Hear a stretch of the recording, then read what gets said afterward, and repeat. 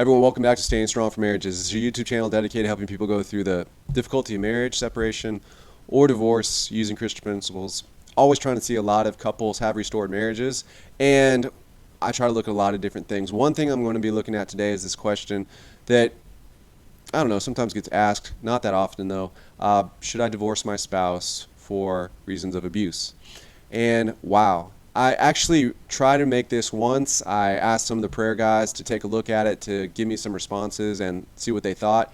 And after getting some feedback, I'm going to give it another shot. One thing I will tell you that I definitely learned making it the first time was that it's so controversial. It's such a big topic to try to cover, and so I'm not going to be able to get everything, but at least I think my end goal with making these is to help people kind of talk about it, help couples talk about it, because I'll share some stories, but I recently read like a top 10 list, and it was number 10 on the on the order of reasons why people get divorced. Number one, according to this, was adultery, and number two was money. So those are some big things, but also abuse, I've seen it as high as number 5 in other reports. And so it's really interesting topic in the sense that, well, it's quite slippery. We don't know what it means. Different people definitely have different opinions of how to think about it and how to define it. Also, it's something that we don't see defined in the scriptures. You can't find the term abuse in the New or Old Testament. So that is one thing that makes it a little bit more complicated. Number 3 is that, it's very awful. It's very, I think people can kind of grind it out for a while, but it really takes a toll on their own souls and their own mental health, their own well-being. And so people started telling me all these stories, all the stories about abuse and drug use and all like the dirty stuff, the secret stuff, the kind of skeletons in the closet. And, I just started asking people, it was weird. I don't know if I'm the only one that's had this experience, but I was just like, wow. People just started talking. Just started telling me their stories. And so I'll tell you some of those, but I just wanted to try to unlock this, this topic. So let's just start with this. One day I was at church and I ran into someone I knew from work, and I went up to this individual and I said, "Hey, how's it going?" She said, "Good." I said, "Well, where's your fiance?" And she's like, "Oh, we're not together anymore." I was like, "What?" Because they had a kid together. And so I was like, "What?" And she was like, "Yeah." She was like, it was toxic. And I was like, "What? What does that mean? What does that mean, right? What does she mean by that?" It's a very slippery term. I think in the same way abuse has that same vagueness that, other terms we use, the hookup, right? If people hook up, what happened, right? It could be any number of things. I realize that some of these terms are intentionally vague. Like, we're not supposed to understand what happened or what went on. It's this like blanket term, and we don't know what it means. So I'm going to do a couple things. One, I want to look at a book.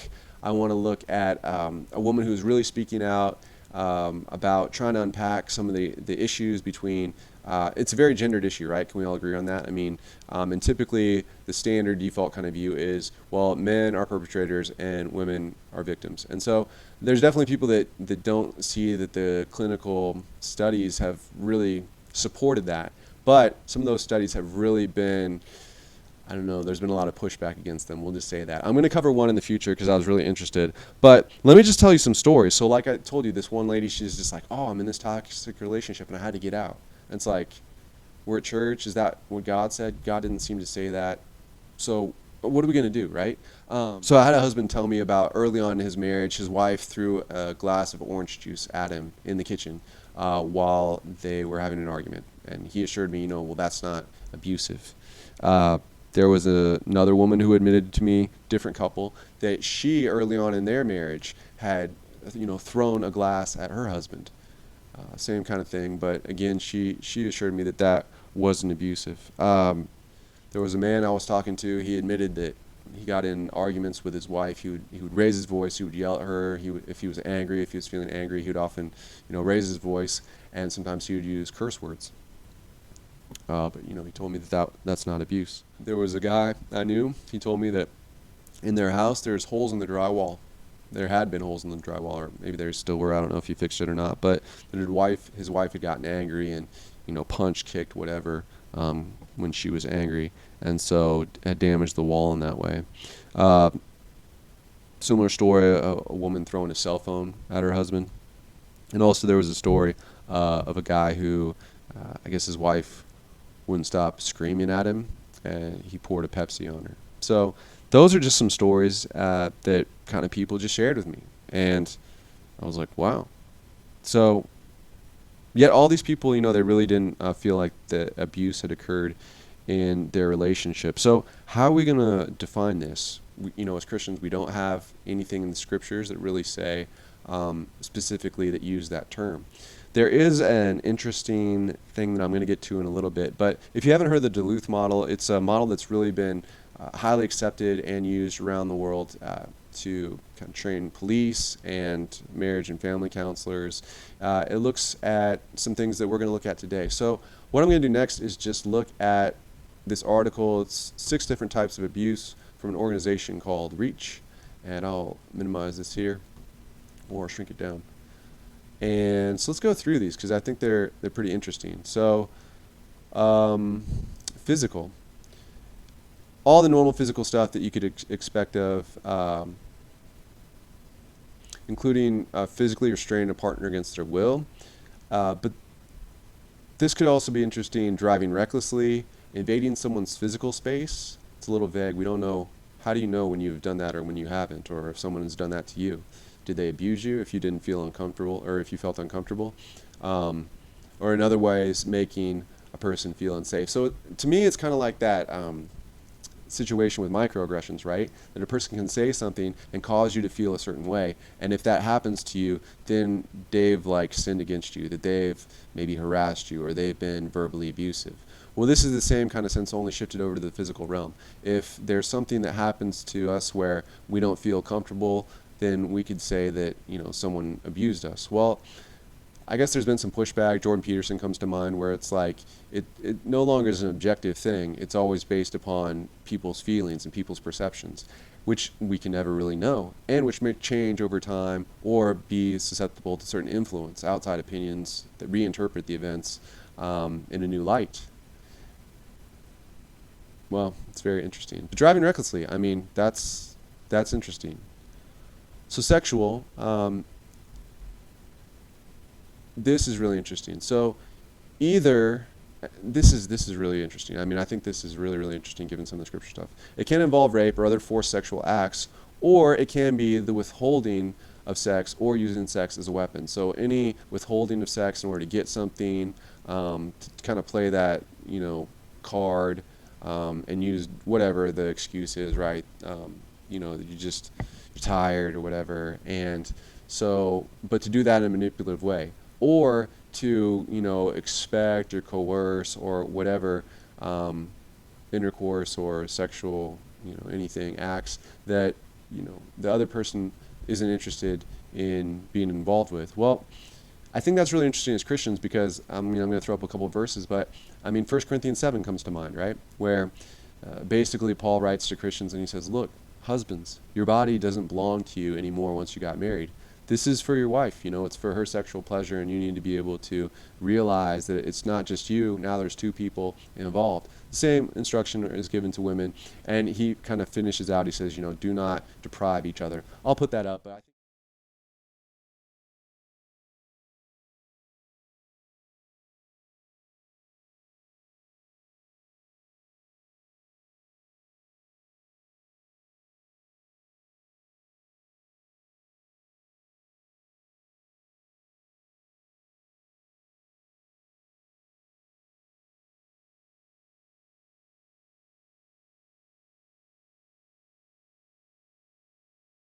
you guys are familiar with that one.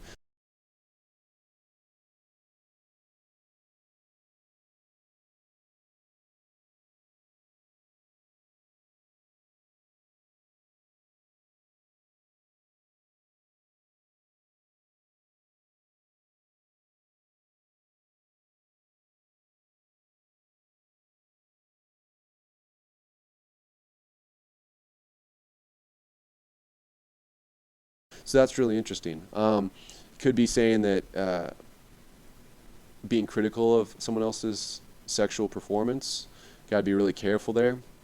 I think there's definitely room to say, oh, I wish this was different. I wish it wasn't like this and it was like this instead.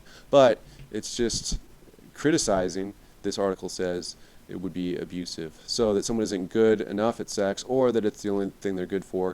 It says because sex is so loaded emotionally, and I think that's really true. It is very, very loaded with meaning, with acceptance, with love, with intimacy, with connection. Now this is interesting as well, going back to that 1 Corinthians 7 passage. Well, it says it wasn't until 1993 in the States that marital rape was illegal in all 50 states. So some people may still assume that sex is something a partner is entitled to. Well, I think we definitely get that idea from the 1 Corinthians 7 passage, that if you get into a married situation, Paul says that people want to do that. In fact, he counsels single people. He says, if you're burning with lust and if you have that sexual desire, that sexual drive, well, then the thing to do, the prescription for those people was to get married, to find a spouse and not burn with that lust. And so that's interesting. But here we see, according to what's going on these days, that, it's not really something that is on the table. I don't know how to define it, but or what to say you should expect going into a marriage. Maybe this is where people feel entitled to sex, and a lot of people are living in sexless marriages. And well, there's also this, check this out, I'll put this up, this Exodus passage that basically said in the Old Testament that if this is actually talking about a slave woman who marries a man, it seems that he had another woman or another wife, and that if he was to neglect her food or her provision or her conjugal rights, that she could leave that marriage and there was no problem. She didn't need to pay any kind of like bounty or restore any kind of bride price or whatever, however that worked in that culture, right? But it was that she was free to leave and that she was under no obligation to stay. And so it seems that the Old Testament definitely upholds, and the New Testament, like we just talked about, upholds conjugal rights. But here we're seeing that actually now, in light of these things, if this is the new law of the land and the way things go, actually is really setting up to get people into what they're calling marital rape. And so anytime that you're asked to have sex or fulfill your partner's desires when you don't feel like it. And so, maybe there's pressure from the church or otherwise for people to engage in that. And it's interesting if you're having a rough marriage, you go into some kind of counseling situation, say, it's important to know about what you're going to get, what you're going to hear, the advice that you're going to hear, and that it's not Christian advice. Also, if you go to Christian counselors, that you may find counselors stuck between two opposing ideologies, right? I mean, very clearly that they're going to have to decide, are they going to go with the scriptures, or are they going to go with what they learned in graduate school? So, verbal emotional, using words like weapons, like shards of glass, slowly draining life from people, just very, destructive.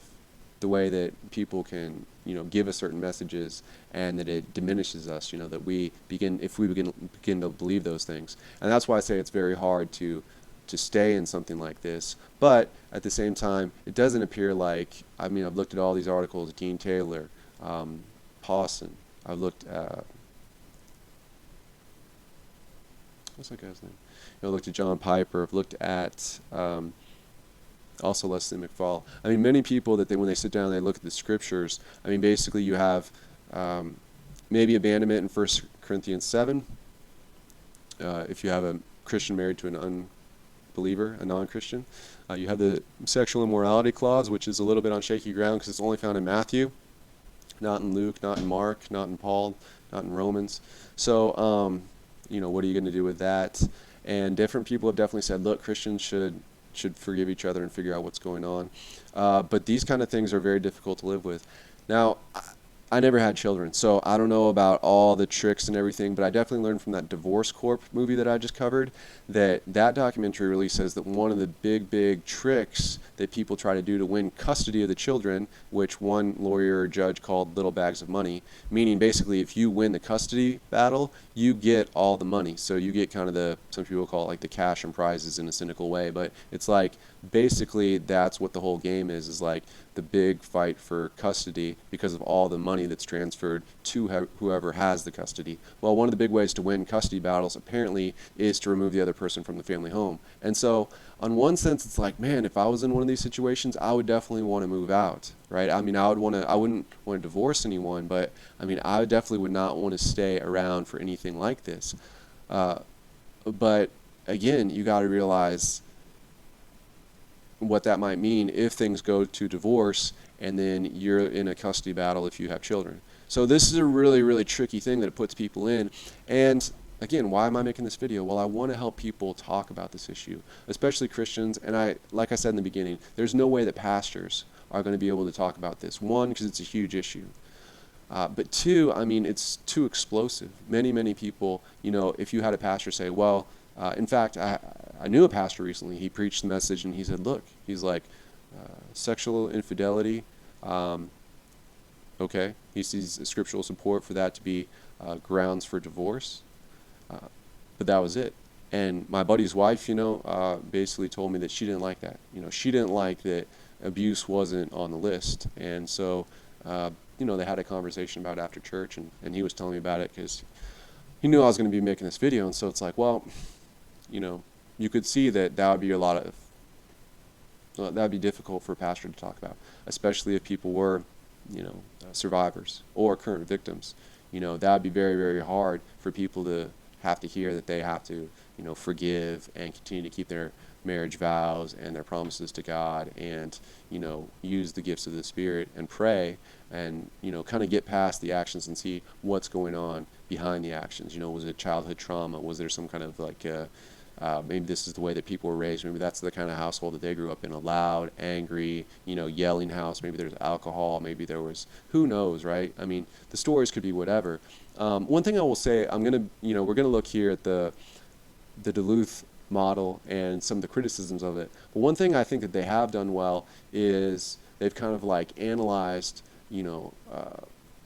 the actions, like the typical actions that people have in relationships. And so while I think they have some good things to say, definitely you should know that like the counseling community is pretty much going to say like, well, the solution is divorce.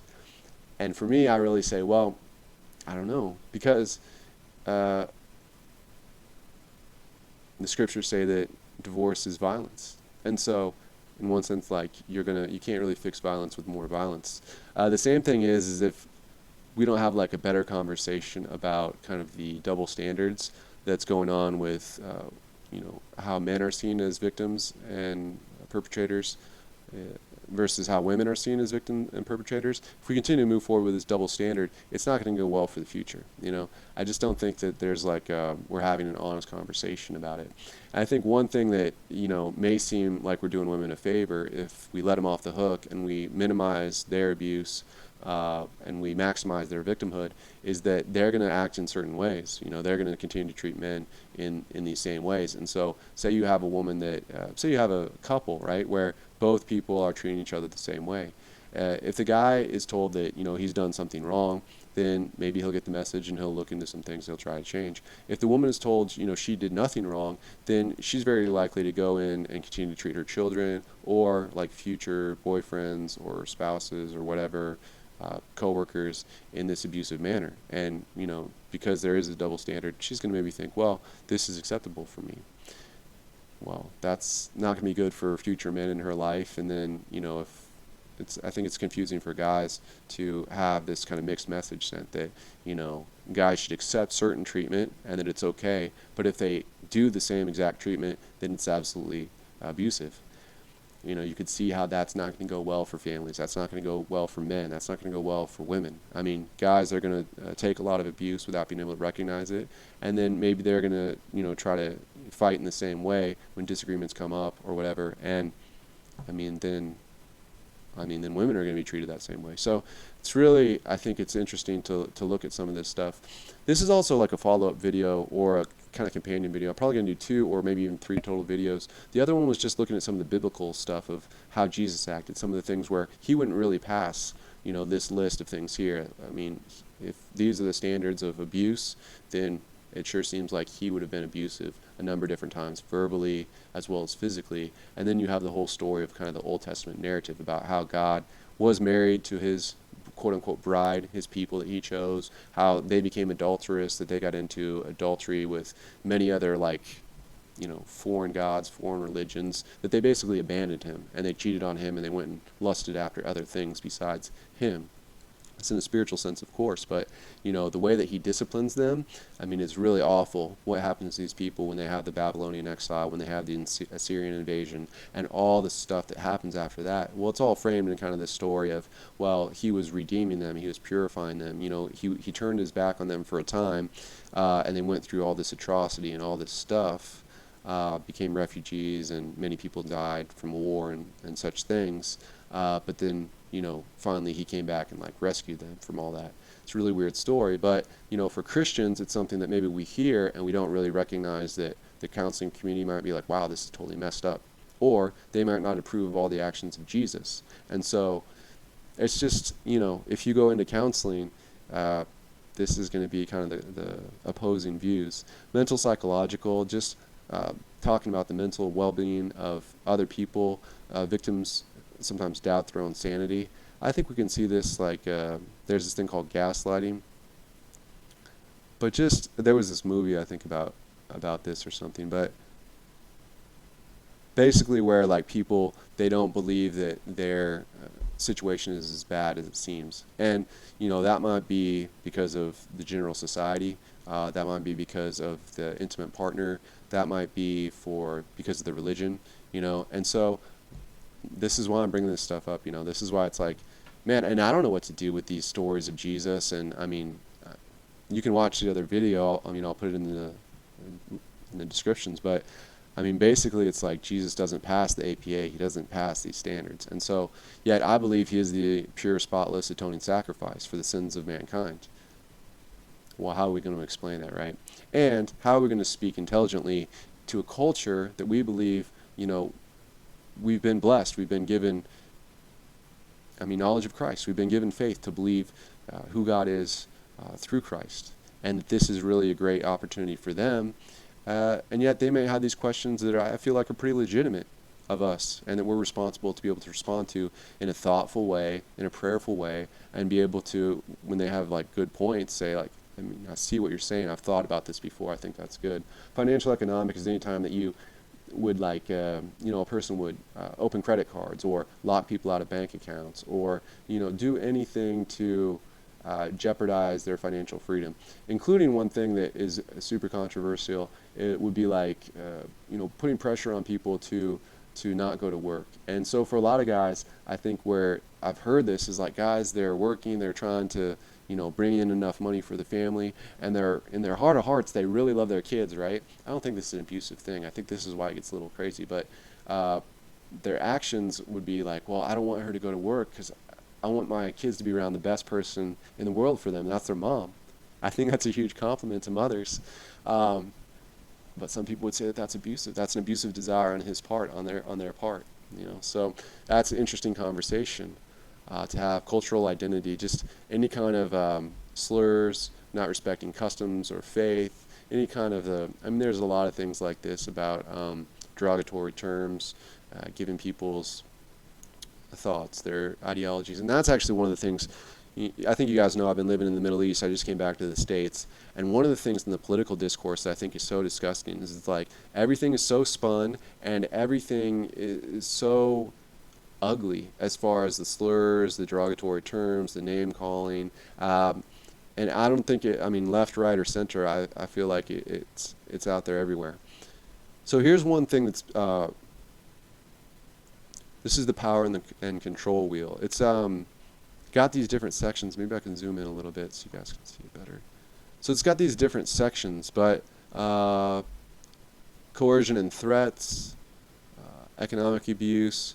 This is one thing that I think is interesting, using male privilege, but there's no female privilege. Why is that? That's one thing that I've always thought was really strange about this.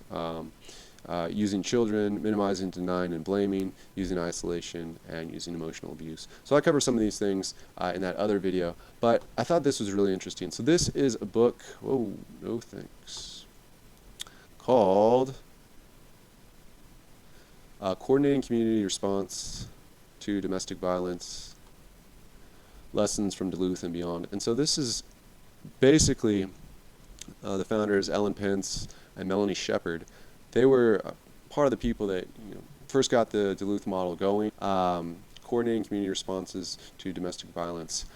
This is more of a practitioner book. Maybe it's like a textbook for folks going to get education in this thing.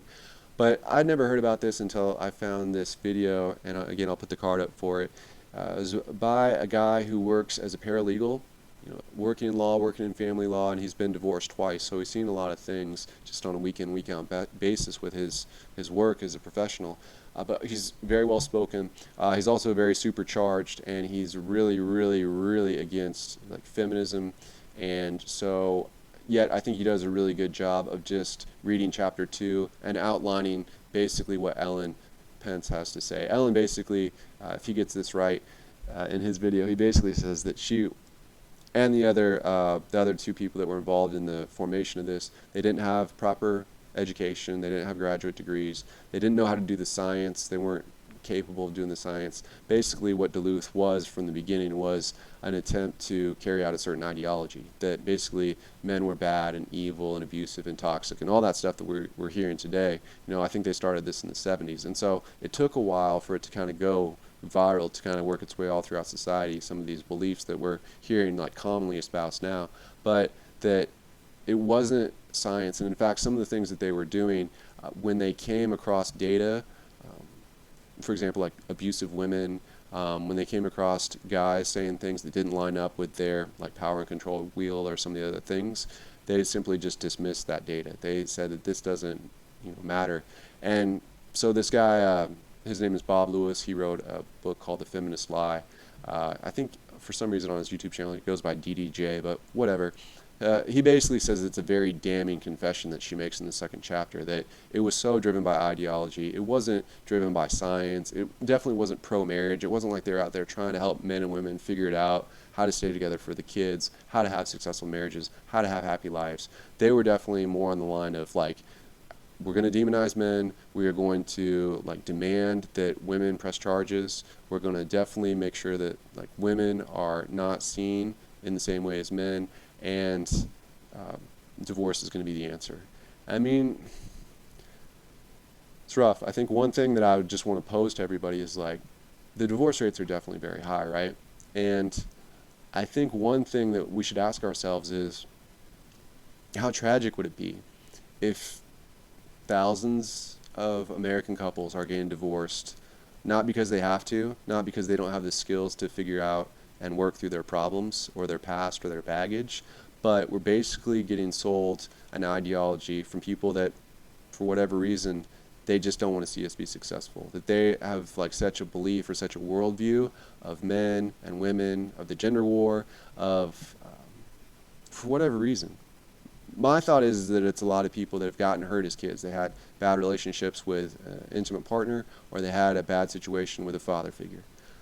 I don't know. I mean, but it just seems like there is definitely an ideology pushing certain things, and who's going to pay the price for it? Hopefully it's not you. Hopefully it's not you and your family and your kids. But I think there's a big push for that.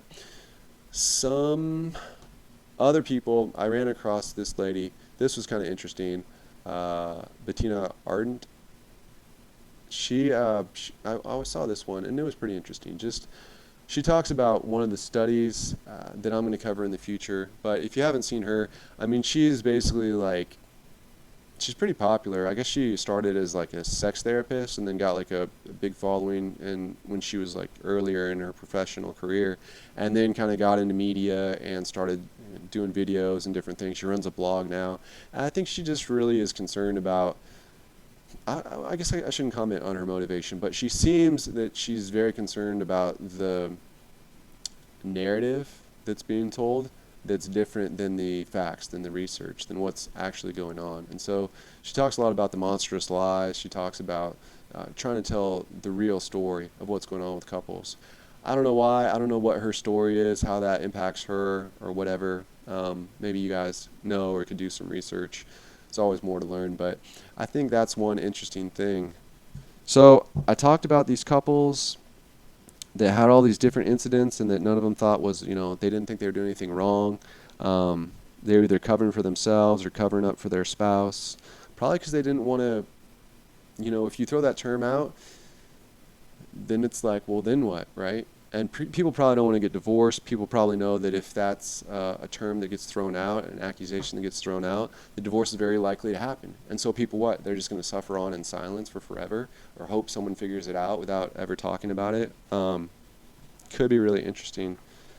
Oh, this is the other thing that I wanted to mention. So there was this Danita longitudinal study. That's the one I'm going to cover in the future. In this top video by Bettina Arndt. Man, her name is hard to say. She says that this was one of the groundbreaking studies that really showed that basically that abuse is the same between men and women, whether we're talking about verbal or any of these other things, but that it got like a ton of pushback and people were really scared about publishing the article and no one would pick it up, no one would publish it, everyone was scared of losing their funding. And so I guess the last story I'll end with was I was reading along one day after like learning some of this stuff, and there was this book by Tim Keller, popular one. Timothy Keller, he's a very popular preacher, biblical writer, author. He did this book called The Meaning of Marriage. And one thing that I noticed is in that book, he retells this story of his wife destroying some household items. She was concerned that he was working too much, and she felt like that his workload was, I guess, damaging their relationship. And so she kind of faked this whole like mental breakdown. He came home, he got really scared. She had broken all this china or these plates and things like that. And essentially it was a ploy to, convince him or manipulate him or scare him into basically working less. Now, what's really interesting in that book is that, like, if we look at any of this stuff from these folks or from, that would definitely be abusive. But, when you read that book, Pastor Keller recounting the whole story, he doesn't call it abusive at all. He actually does the exact opposite. What he says about his wife is that she was so wise and she was so smart and that she was such a godly woman that she knew things about the relationship that he didn't know, that she saw dangers that he didn't see. And so she took it in her own hands to do whatever was necessary in order to protect their marriage from his career. And so he really spins it and he says, man, she's so smart, she's so wise, she's so godly, and he just really praises her. And so that's one really interesting thing. One side would say it's abuse, but other people would say, no, it's the wisdom of God. Well, that's a very mixed message, and I actually met a pastor that he thought that, she didn't do anything wrong. And, I pressed him on a little bit, and he said that he had heard Tim Keller speak in person, and that he thought that it was, he was a big fan, he liked the guy, and he just thought that it was a turning point in their marriage. And so it's like, well, who am I to judge? Maybe it was, maybe it wasn't. Did she do the right thing? Did she do the wrong thing? Well, again, this is a conversation we're going to have. Some people, would say, well, not all violence is abuse. And that's one thing that people have said in regard to this situation with Jesus clearing the temple. The guy would have gone to jail, destruction of property, inciting a riot, aggravated assault. So it's like, but yet, we hold him to be the pure, spotless lamb. How are we going to think through all that, right? Well, I guess that's all I have to say for today. But I wanted to bring it up, and I hope it helps. Yeah.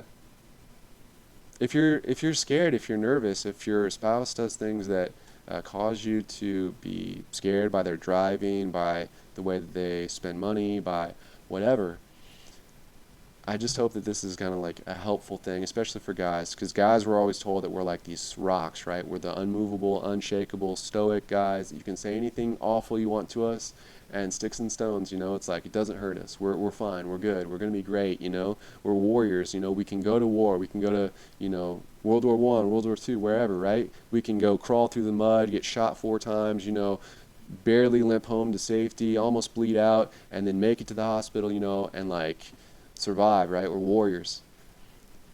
I think for many guys to say, well, wow, I'm scared of my wife. That's a hard thing. not only is it hard because maybe guys might feel cowardly or something, but it also might be that the whole culture, like we said before, causing people to seem like they're crazy. That there's kind of a culture of abuse towards men where it's like, or anybody, but I mean, definitely I think men, if they come out and they say, hey, I'm being abused, or, you know, people aren't going to take them very seriously. So, I mean, I don't know what else to say. I guess that's it for today. That's all I have in my notes. So let me know what you think. We'll talk to you guys next time. Bye.